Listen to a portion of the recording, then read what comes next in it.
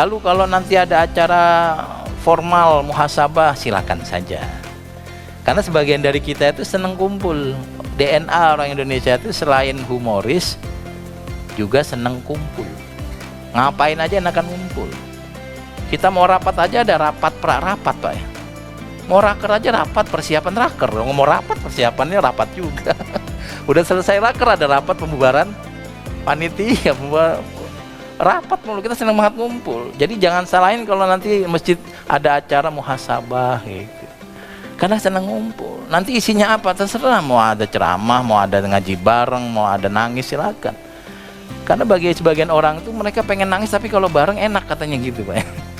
Muhasabah kan kita diajak nangis bareng gitu. Saya sih nggak pernah tertarik ya. Maksud saya itu bukan sesuatu yang saya nikmati untuk nangis bareng. Tapi kadang-kadang kalau kita hadir di tempat itu dan kiri kanan kita nangis, kita jadi mau nggak mau nangis ya, karena nggak enak gitu. Kok nggak nangis sendiri nih orang nih, hatinya batu. Bukan, karena memang kita bingung nangisin apa gitu ya. Nanti yang penceramahnya bilang, bayangkan kalau di depan rumah kita ada, di pagar rumah kita ada bendera kuning tertancap. Lalu kita mikir, rumah saya nggak ada pagarnya tuh, rumah siapa itu? Rumah komplek kan nggak ada pagarnya ini.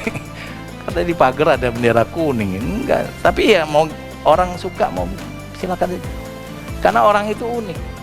Ada yang suka tempat serem mereka datengin. Yang lumrah kan orang kalau serem dihindari, dia malah datang. Buktinya ada rumah hantu tuh.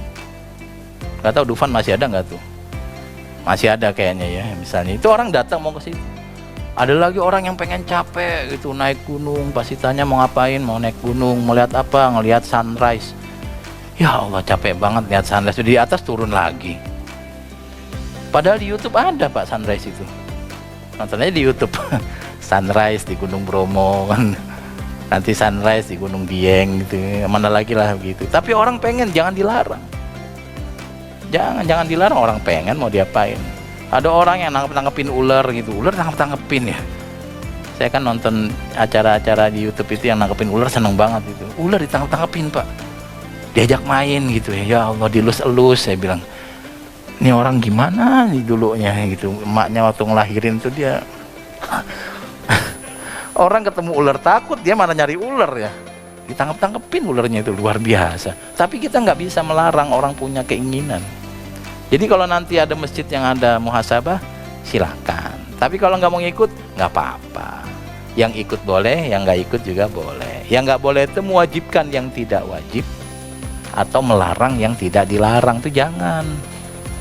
Nggak ada larangan orang berdoa berkumpul, nggak ada kewajiban orang melakukan muhasabah dan kumpul-kumpul itu. Ya kalau begitu silakan saja dilakukan.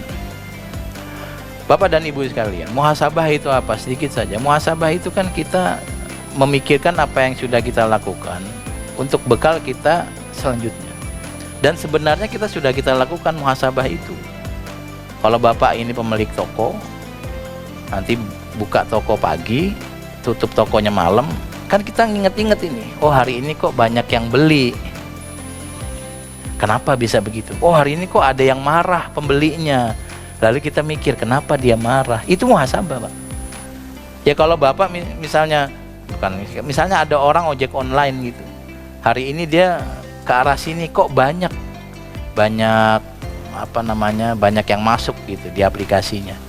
Sementara kemarin lewat sini kok sedikit. Kalau begitu besok lewat sini lagi.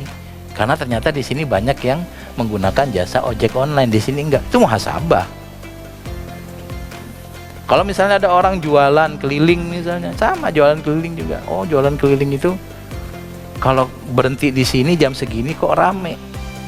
Sementara kalau jamnya beda nggak rame, berarti kita di situ di jam yang rame. Gitu kira-kira muhasabah.